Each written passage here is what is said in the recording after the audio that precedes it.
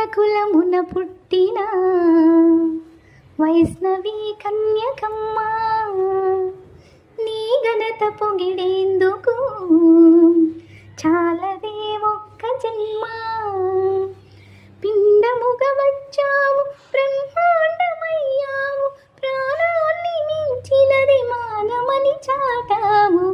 ధన్యులే నీ భక్త జనము, అమ్మ ధన్యమే మన వైశ్య కులము.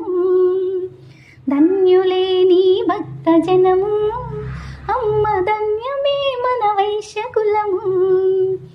ఆర్యకులమున పుట్టిన వైష్ణవి కన్యకమ్మ, నీ ఘనత పొగిడేందుకు చాలదే ఒక్క జన్మ.